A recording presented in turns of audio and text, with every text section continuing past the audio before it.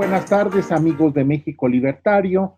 Nos encontramos en el 51 conversatorio con el escritor Pedro Arturo Aguirre, quien nos hablará del tema del momento, que es un tema bastante interesante y trascendente, que es sobre la pandemia de COVID-19 y cómo está siendo utilizada por algunos líderes políticos para incrementar su poder. Recientemente, Pedro Arturo Aguirre, quien es escritor, editorialista y participa constantemente en una gran cantidad de medios de comunicación haciendo análisis político y electoral, escribió un artículo en relación precisamente a este punto, cómo la pandemia está siendo utilizada para incrementar los niveles de autoritarismo en el mundo. Yo te doy la bienvenida, Pedro, y bueno, quisiera que nos narraras un poco tu artículo y tu visión del problema en este momento. Gracias, Víctor Hugo. Es un gusto estar contigo, con nuestros amigos de México Libertario. Siempre es un gusto estar con ustedes, con el auditorio. Bueno, pues yo he dedicado los últimos años de mi vida como analista y como observador al tema de los hombres fuertes, al tema del autoritarismo en el siglo XXI, del auge del populismo y del auge de los nuevos autoritarismos en los 5 continentes.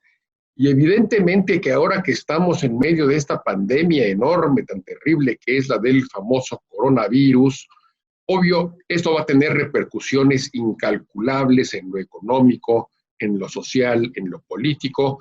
Se habla de que las consecuencias en todos los renglones de esta pandemia van a ser tan grandes como los del 11 de septiembre quizá, o como los de una guerra mundial, inclusive algunos hablan de esas dimensiones. Y en lo que se corresponde a lo político, pues hay el temor de que esto vaya a acentuar todavía más las tendencias autoritarias en todo el mundo, y esto mediante 2 vertientes.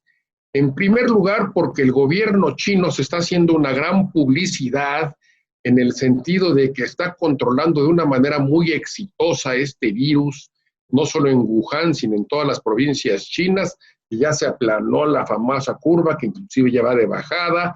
En la ciudad de Wuhan y en otras más están a punto de empezar a liberar el tema del confinamiento, y eso lo atribuyen gracias a su organización social, que es tremendamente autoritaria, vigilante de los ciudadanos, represora de la individualidad.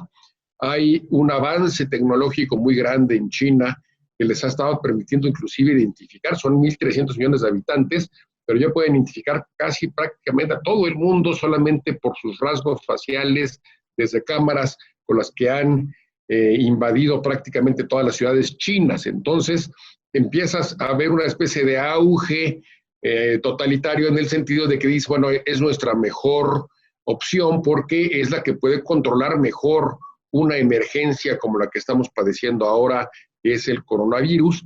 Y ya desde antes los que cantaban, los que loaban al totalitarismo chino nos hablaban de la forma tan impresionante en cómo China ha evolucionado en lo económico en las últimas décadas, de despegar de un país prácticamente rural a ser una gran potencia comercial e industrial del mundo, y nos dicen que la mejor fórmula es la del totalitarismo, porque las democracias son lentas, porque las democracias se atoran, porque las democracias no tienen o no resuelven los problemas económicos y sociales de una manera tan eficaz como lo hacen los regímenes totalitarios.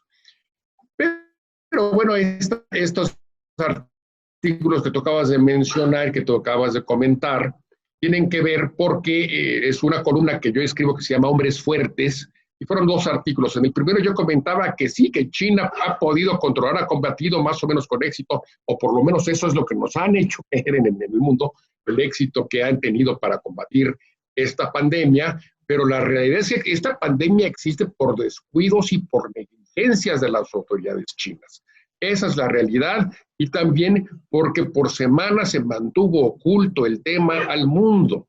esta situación va a surgir desde noviembre del año pasado y va a haber una política primero de las autoridades locales chinas y después del gobierno nacional dirigido a evitar lo más posible que se diera a conocer al mundo, a China y al mundo, que había surgido una pandemia de las características tan enormes como las que han aparecido en el mundo a estas alturas y que todos conocemos y que todos padecemos actualmente.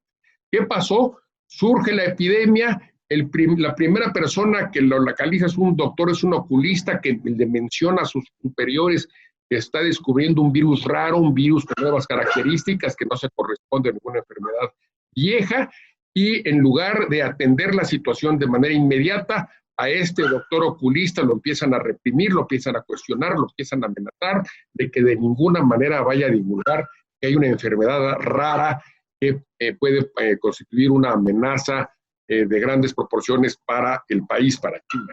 Bueno, entonces surge así el miedo burocrático a que las instancias superiores se enteren de alguna ineficiencia o de algo malo que está pasando en las regiones, en las provincias. Acuérdate de Chernobyl. Chernobyl fue un problema que fue creciendo y creciendo y creciendo por culpa del sistema rígido, burocrático, socialista. En 1986 el problema se minimizó y por semanas no se pudieron tomar decisiones drásticas porque se ocultaba a las autoridades superiores de la dimensión del problema. Por eso mucha gente empezó a hablar de que a lo mejor esta era una especie de Chernobyl chino, porque las autoridades en Wuhan ocultaban información a sus superiores, reprimían a este doctor y a los otros doctores o personas que empezaron a involucrar en el tema, los empezaron a reprimir, los empezaron a amenazar, pero cuando la situación se les fue de las manos y llegó a las autoridades superiores, es cuando ya no pudieron seguir ocultando la información. Ya llegando también a las autoridades superiores, la realidad es que por semanas el régimen chino ocultó las dimensiones, la verdad de cómo estaba viniendo el problema de esta pandemia. Lo ocultó y además reprimió la información. Hay 2 periodistas chinos desaparecidos desde hace semanas porque han sido críticos de la forma en cómo trató el gobierno totalitario chino el tema del surgimiento de la pandemia y de su crecimiento exponencial. Entonces tenemos que lo que nos presenta ahora China de la forma eficaz en la que se supone está combatiendo la pandemia, pues en realidad pues una forma de cubrirse la enorme culpa que tuvo este régimen, porque por la falta de claridad, la falta de transparencia, el secretismo, no se pudo enterar y no se pudo combatir a tiempo para impedir que esto pues trascendiera en el problema mundial que nos afecta a absolutamente todos los habitantes del planeta. Sin embargo, en términos de propaganda, hoy por hoy está ganando la estrategia china de divulgarse. Como somos muy eficientes, ya venimos para abajo con el problema, y no solamente eso, sino que estamos mandando ayuda a España, a Italia, al propio Estados Unidos. Están regalándole a Nueva York máscaras y ventiladores para que puedan combatir el problema. Ya Nueva York es el epicentro ahora del problema, y están entonces divulgando la imagen de un sistema político eficaz, que con el control que tiene de la población, pues así mismo puede también combatir un problema que es de vida y muerte, como es el de una pandemia. Pero la realidad es que el régimen de Xi Jinping falló en un principio. Hábilmente pudo voltear la tortilla, pero lo cierto es que el régimen de Xi Jinping tiene muchos problemas internos. Esto se amenazó con convertirse en un drama mayor. Acuérdate que en China hay un sistema para que cada 10 años cambie el presidente. Eso lo puso el presidente Deng Xiaoping, evitar que se eternizara en el poder un dirigente político. Entonces, los últimos 2 presidentes chinos han durado 10 años y salen de la presidencia. Xi Jinping termina su mandato en el año 2021, si no recuerdo mal. Sin embargo, ya cambió la constitución para que él pueda tener una nueva reelección e irse a 15 años en su mandato y quizá a 20 y así hasta la eternidad, porque es un régimen cada vez más personalizado, no solamente autoritario, que siempre lo ha sido en China, sino también personalizado. Xi Jinping se ha comido el pastel, hay un nuevo culto a la personalidad, incluso con el gobernante chino actual, Xi Jinping, y eso ha molestado a muchos dentro del régimen comunista chino, que es un régimen totalitario, es un régimen muy vertical, pero en el que no están exentos de luchas por el poder dentro de la propia China, y siempre hay quien busca ponerle una zancadilla u obstáculos al dirigente para tratar de desbancarlo y de sucederlo en el poder. Las manifestaciones en Hong Kong, el tema de la guerra comercial con Estados Unidos, la ralentización económica que ha tenido China en los últimos años, estaban jugando en contra de Xi Jinping y de su gobierno personalista. Y ahora surge esta crisis, pues la realidad es que esto ponía en jaque al presidente chino, que ha logrado por el momento revertir la situación y con esta gran campaña propagandística, inclusive tomar la iniciativa a nivel mundial, con Estados Unidos dormido, con el presidente Trump también con los reflejos muy, muy flojos, y eso permite a China entonces vender su sistema político como el más eficaz. Lo que tenemos que entender es que no es así, que no es el más eficaz, porque si lo fuera de un principio, se hubieran podido enterar a tiempo del surgimiento de esta pandemia y hubieran tomado medidas que quizá hubiesen evitado su propagación por todo el planeta. Por eso debemos estar despiertos e informados y no caer en las tentaciones de comprar las falsas noticias, las fake news, la propaganda barata que gobiernos autoritarios siempre divulgan por todo el mundo. Otro gobierno autoritario que tiene mucha actividad en las redes sociales, en las fake news, es el ruso, el del señor Vladimir Putin, que en un principio la reacción fue reprimir cualquier tipo de información sobre el coronavirus, avisar que solamente había habido 20, 30 casos y que crecían de una manera sospechosamente lenta, manejando toda la información.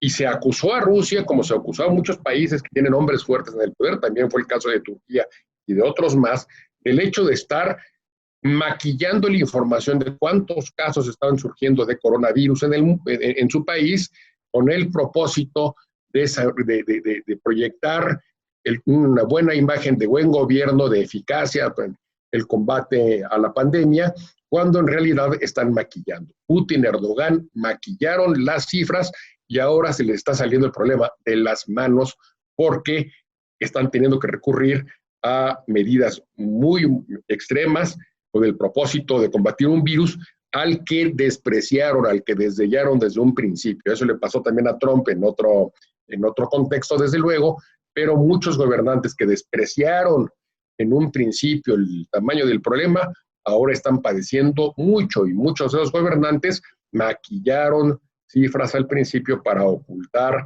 la dimensión del problema.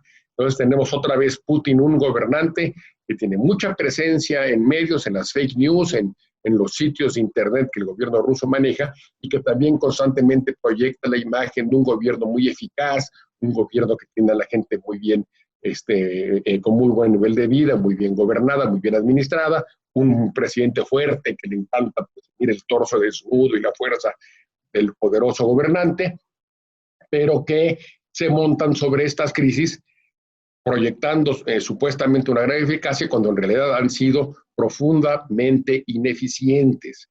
Lo mismo el señor Trump. Trump ya dentro de un contexto democrático como el que sigue siendo Estados Unidos, pero él también desdeñó el peligro de un principio, no se tomaron medidas correctas para evitar la expansión de la pandemia y ahora Estados Unidos es el epicentro de la misma. Entonces tenemos que los gobernantes autoritarios, en particular los chinos, quieren presumir de gran eficacia porque supuestamente han combatido un problema, pero es un problema que ellos mismos crearon. Entonces nosotros, los que creemos en la democracia liberal, que sabemos que no es un sistema perfecto, que es muy criticable en muchos sentidos, muy perfeccionable en muchos sentidos, pero que sabemos es quizá el menos malo de los regímenes políticos en la actualidad, pues debemos saber que los regímenes totalitarios están combatiendo un problema que ellos crearon y están tratando de hacerse publicidad con el mismo. Y la segunda vertiente de este tema es que están aprovechando no solo para hacerse publicidad de algunos de estos sistemas totalitarios, sino también quieren aprovecharlo para cerrar aún más el control rígido que tienen sobre estas sociedades. El caso de Víctor Orbán el primer ministro húngaro, que ha aprovechado esa circunstancia para extender el régimen de excepción y de suspensión de garantías constitucionales en Hungría, y el caso también de muchos regímenes totalitarios, autoritarios, que están aprovechando la situación para hacer o cerrar todavía más el control político. Por ejemplo, Vladimir Putin, que ya no va a tener ningún tipo de restricciones para reelegirse como presidente, va a ser el señor presidente hasta que se muera, como los viejos zares de las antiguas dinastías, porque cambió la constitución y ahora la reelección es indefinida, y Vladimir Putin aprovecha también entonces este tema para consolidar todavía más un poder que ya lleva 20 años y que le ha permitido tener un régimen altamente personalista. Y así, si hacemos un repaso de los hombres fuertes de la actualidad por todo el mundo, pues vamos a darnos cuenta que muchos han aprovechado de alguna manera o de otra para cerrar aún más su control dentro de los regímenes políticos que van encabezando. Y el caso de América Latina quizás es un poco más distinto, porque ahora tenemos a uno de ellos, que es Maduro, en una gran crisis, porque Estados Unidos ha declarado a Maduro como un ilegal, como un narcotraficante abierto. Van por él, yo creo que va en serio la amenaza de Estados Unidos, y entonces no creo que vaya a aprovechar mucho el tema del coronavirus este señor. Otro que también está en problemas, y quizá el problema es que está muerto, no sé cuántos pies bajo tierra, es el señor Ortega de Nicaragua, que está desaparecido, que también tuvo una actitud de mucha condescendencia con el asunto del coronavirus, de mucha irresponsabilidad, diciendo que era un invento y que no hicieran caso, que aquí abracémonos y démonos besos, así. Hizo una gran manifestación del amor, sí, el coronavirus no, algo por el estilo, con su señora, esposa Rosario, que es una dictadorzuela, que es la vicepresidenta del país, por cierto. Pues parece que quizá el tema le costó la vida, porque el rumor de que perdió la vida es muy fuerte, pero él quiso también aprovechar el coronavirus un poco para levantar otra vez las banderas del contra el imperialismo y la unidad nacional, la unidad con el gobierno sandinista. Y llegamos a México, donde el presidente dice que le cayó como anillo al dedo el tema de una pandemia. Y eso es porque hay presidentes y hay dirigentes de esta ola que estamos padeciendo a nivel mundial que tienen una idea mesiánico-milenarista de la política, de la historia, del mundo. Y entonces para ellos, mientras más radicales puedan ser los cambios, mientras las circunstancias de un país le permitan radicalizarse para hacer cambios más a fondo, mejor, porque ellos no son presidentes nada más para llevar a cabo un plan de gobierno que puede ser muy ambicioso, pero racional. Planes de gobierno de dirigentes que pueden ser ambiciosos legítimamente, que puedan querer cambios sociales de trascendencia, pero que nunca abandonan la racionalidad. Ellos no, ellos quieren hacer historia, ellos quieren cambiar de tajo, ellos quieren hacer una revolución no solamente económica o política, sino también moral, ética. Están ahí para hacer transformaciones. La cuarta transformación nos avisan aquí. Entonces son presidentes que no se conforman con ser buenos gobernantes o con llevar a cabo planes de gobierno, o en el caso que le tocaría en ese momento a Andrés Manuel, ser buenos gestores de crisis. Un presidente, el que fuera actualmente en México, a lo más que puede aspirar es a gestionar bien la crisis. Nos vino encima una enorme crisis económica por un problema mundial, y ahora lo que toca es gestionar lo mejor posible para que el golpe sea lo menos dañino posible y poder salir del hoyo rápido. Pero eso para alguien como Andrés Manuel, pues no es posible, porque él está aquí para hacer historia. Él está aquí para hacer cuarta transformación, para estar con Juárez en el panteón de los grandes héroes, Morelos, etcétera, etcétera. Entonces, él lo que te dice es, nos cae como anillo al dedo porque esto va a acelerar la transformación. Eso nos va a ayudar a que podamos hacer una limpia completa, una limpia total de lo que yo quiero hacer, y lo vamos a tomar como un elemento transformador. Una gran crisis económica, un enfrentamiento social, un enfrentamiento político, todas estas grandes convulsiones sociales son las que este tipo de dirigentes megalomaníacos, mesiánico-milenaristas, como los llamo yo, esperan, porque eso los ayuda a cumplir su misión histórica, mística, de cambiar radicalmente las cosas. Entonces aquí en México, dentro de este drama mundial que es el coronavirus, tenemos este ejemplo de un mesiánico milenarista que dice de todo corazón, lo dijo de todo corazón, no fue de ninguna manera un gafé, le viene como anillo al dedo porque él viene a hacer historia, no va a ser un presidente más, no va a ser un número, no, él va a ser historia. Y entonces qué bueno, porque esto me va a permitir hacer una gran revolución, agitar completamente todo para hacer yo mi Arcadia feliz, mi gran transformación, y me va a permitir pasar a la historia. En ese nivel está Andrés Manuel.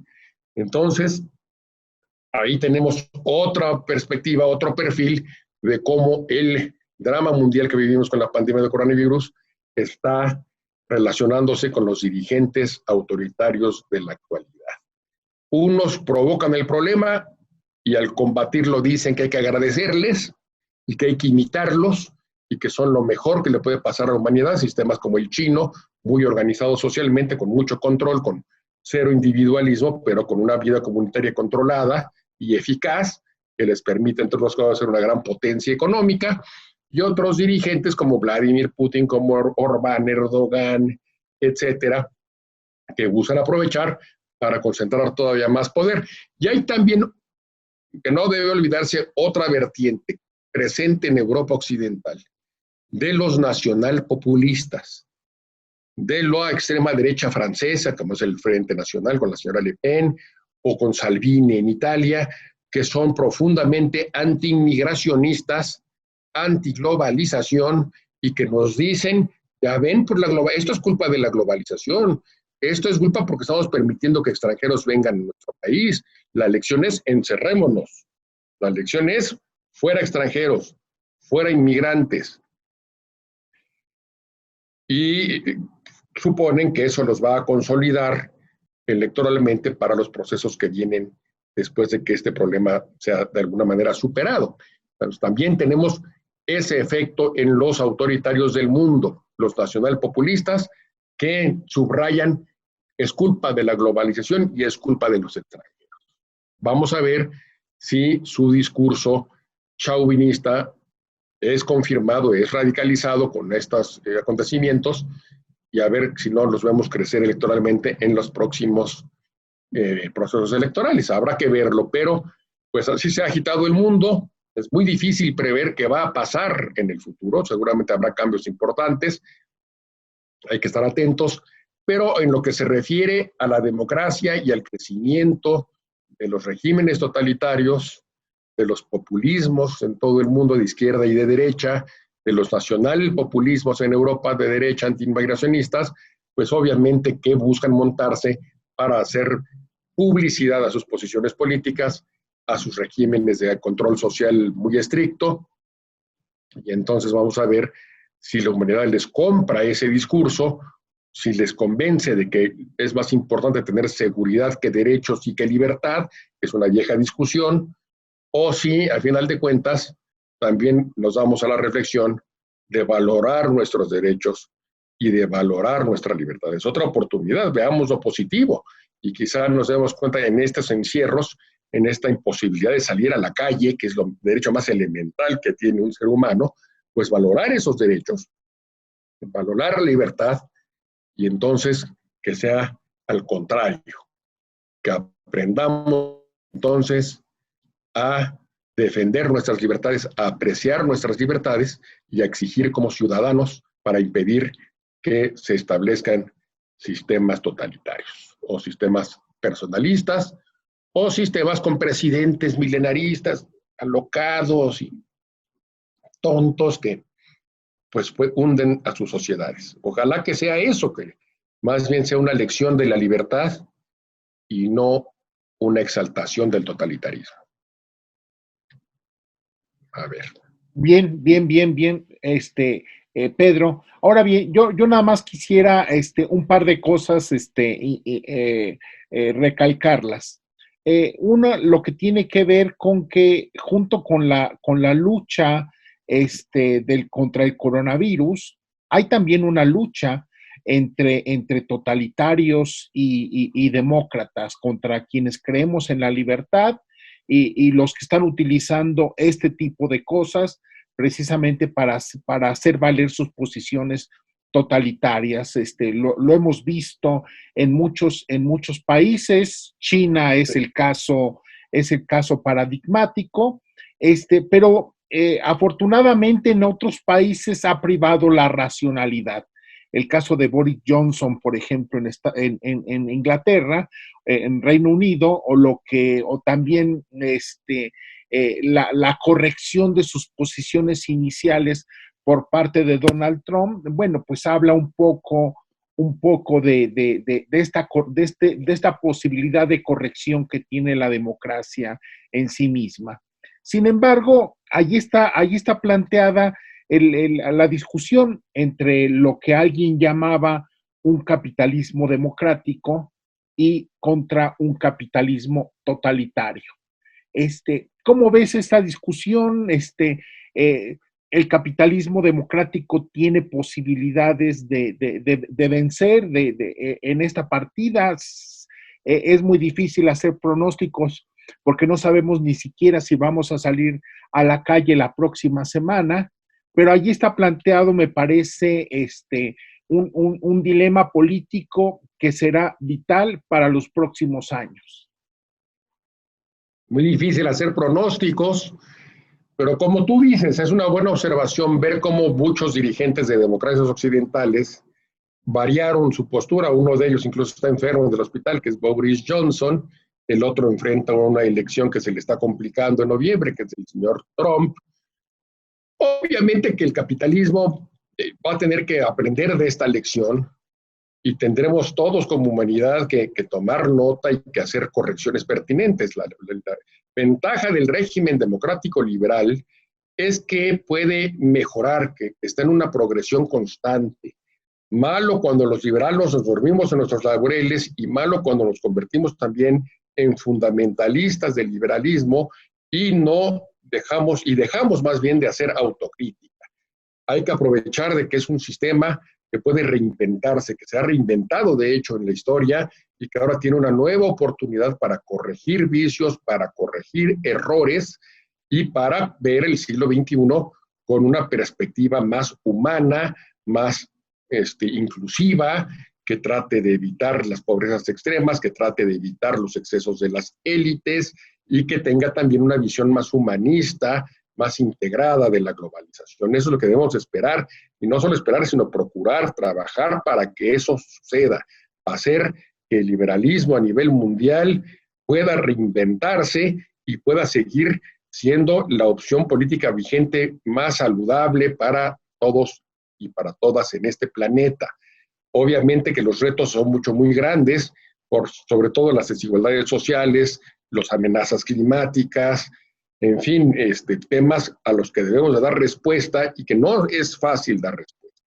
Y que de repente está la tentación autoritaria, el pensar que un dictador o que un sistema totalitario que es capaz de tener soluciones rápidas, definitivas, puede ser más eficaz. Entonces ahí viene el problema de qué valoramos más, si la eficacia o supuesta eficacia, los resultados o los derechos o la libertad. Yo apuesto, porque creo en la libertad, en que va a terminar ganando la libertad, en el que vamos a apreciar después de este tema más la libertad, en el que vamos a ser más humanos y en el que vamos a aprender a hacer una crítica al sistema liberal, una nueva crítica, una más, para una vez más saber renovar a nuestro régimen de libertades. Pero pues el reto enorme que ha estado surgiendo en los últimos años es toda esta proliferación de dirigentes personalistas, mesiánicos, populistas, que van adquiriendo cada vez más poder, y la tentación de millones y millones de personas no satisfechas con los regímenes democráticos liberales, que se sienten aplastados por la globalización, olvidados por los políticos tradicionales, y que oyen el canto de las sirenas de regímenes totalitarios. Regímenes que a final de cuentas siempre acabarán siendo ineficientes. Vamos a hacer una revisión histórica y veremos que esos sistemas invariablemente fracasan. Ahora tenemos, pues, un país enorme, China, que ha sacado de la pobreza cientos de millones de personas, lo cual evidentemente es un mérito, que ha convertido a un país atrasado y rural en una gran potencia industrial y comercial, pero que también tiene contradicciones internas, que también tiene el deseo de una creciente clase media a tener otro tipo de alternativas en el mundo, y que también está demostrando sus ineficiencias, sus grandes contradicciones internas como un régimen totalitario. Obviamente que vamos a ver qué pasa en los próximos años, pero nuestra tarea es hacer la crítica, tratar de renovar al liberalismo, tratar de renovar a la democracia, entender las lecciones de estos difíciles años que hemos estado viviendo en el mundo y tratar de mejorar siempre y no dejarnos vencer por el canto de las sirenas de los totalitarios o de los populistas o de los dementes milenaristas que creen en hecatombes y que creen en el apocalipsis para reinventar según ellos a sus países. Eso no es cierto, eso no sirve, y la historia de la humanidad lo ha demostrado una y otra vez. Una cuestión que no se nos debe de olvidar, Pedro, es en este sentido, es también el buen ejemplo dentro de su mal desempeño del gobierno español que cuando Podemos intentó aprovechar esta crisis para ir sobre los medios de comunicación. Bueno, pues una de las pocas cosas que se le deben de reconocer de buena gestión a Pedro Sánchez fue precisamente que paró esta tentativa. Pero yo quisiera irme a un último tema, Pedro, y es el tema que me parece que fue muy álgido, está siendo muy álgido en México y en algunos otros países de América Latina, por ejemplo, Argentina. Y es esta aparente contradicción entre salvas la vida o salvas la economía.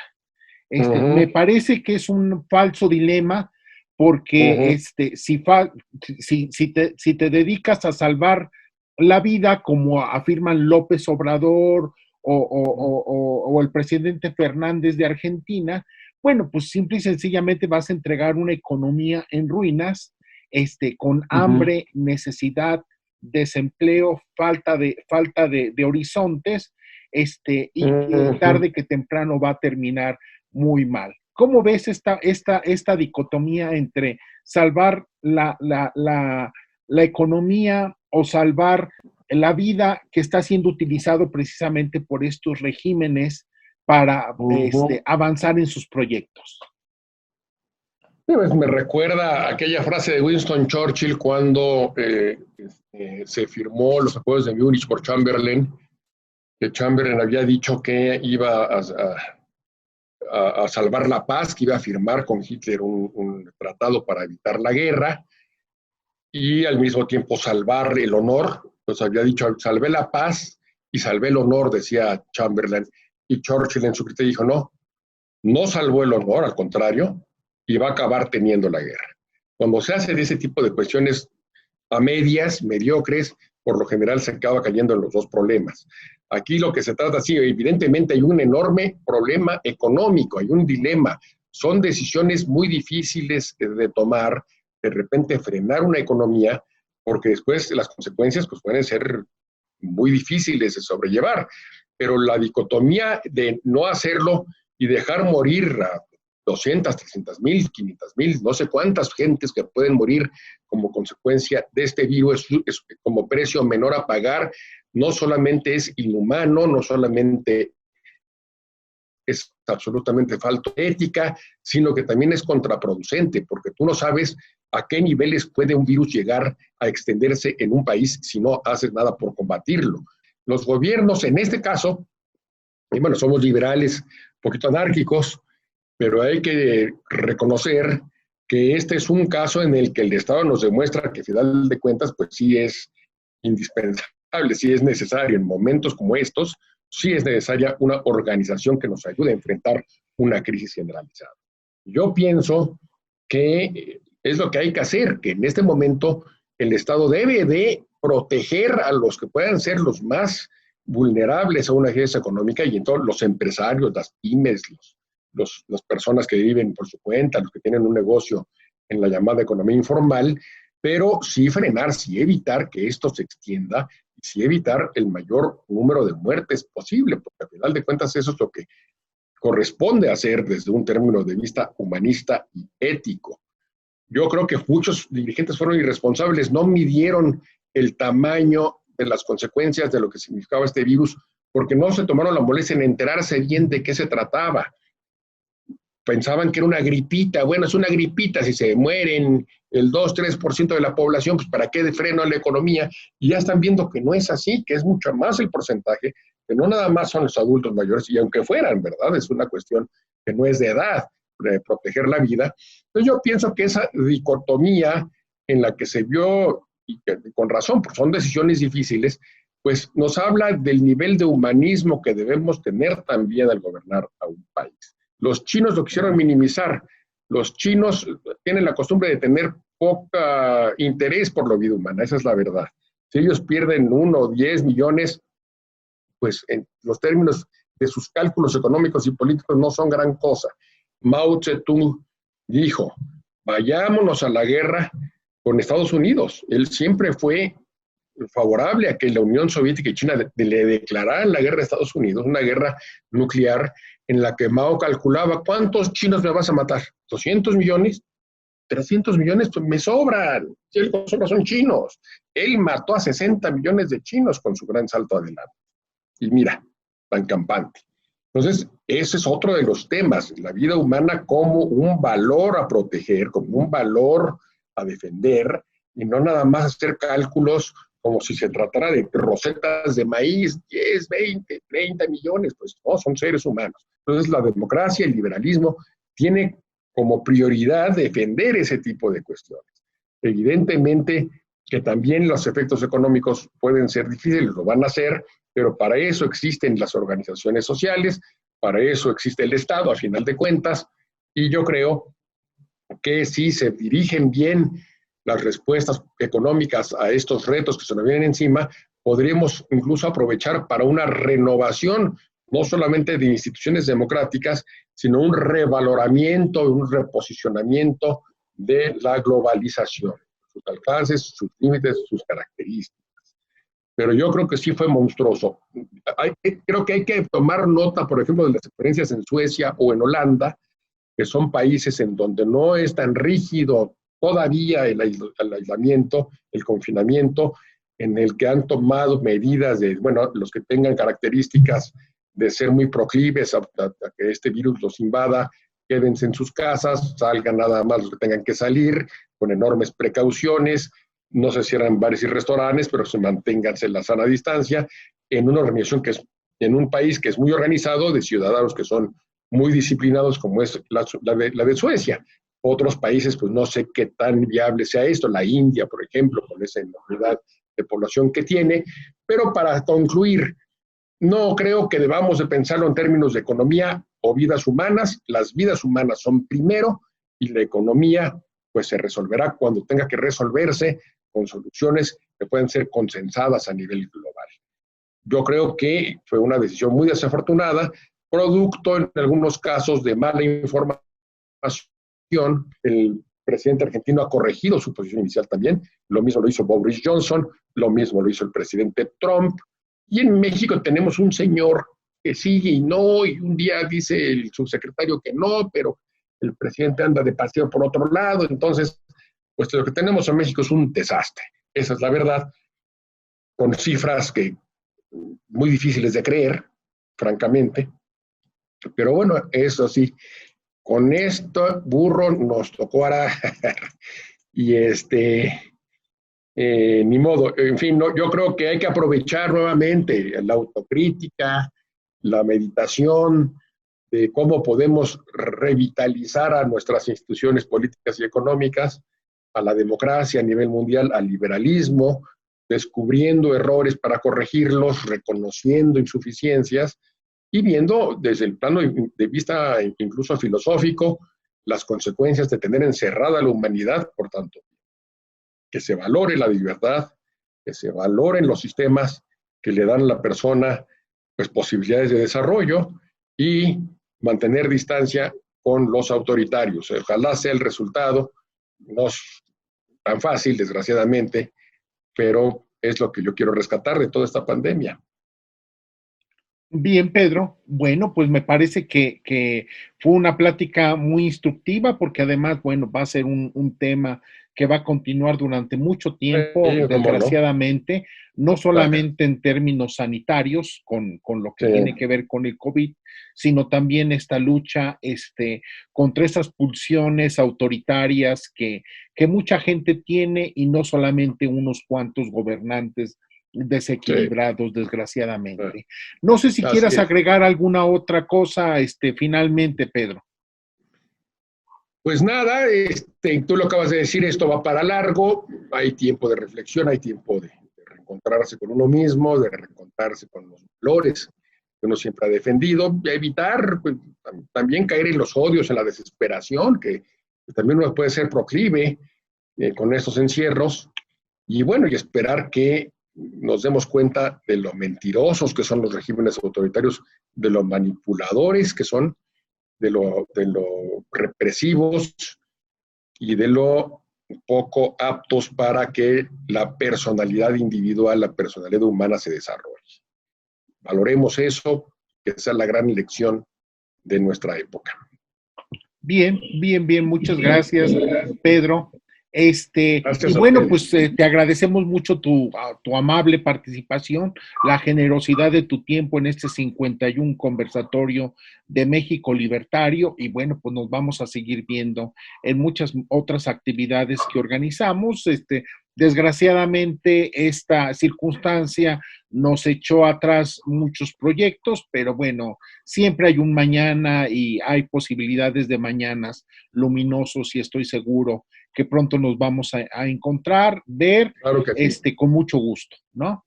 Claro que sí, con muchísimo gusto, como siempre, amigo y amigos. Es un placer estar con ustedes siempre y dialogar y meditar sobre estos temas importantes. Bien, pues muchas gracias, Pedro. Muchas gracias a quienes nos están siguiendo en redes sociales y bueno, pues seguimos en comunicación y organizando cosas y pensando siempre en que siempre hay un mañana más luminoso que el hoy que nos tocó vivir. Hay que Muchas gracias. construirlos y hay que creer en ellos. Claro que Muchas sí. gracias, Gracias a ti. Pedro. Ahí estamos en comunicación y bueno, pues te agradecemos mucho la generosidad de tu tiempo. Sí. Gracias.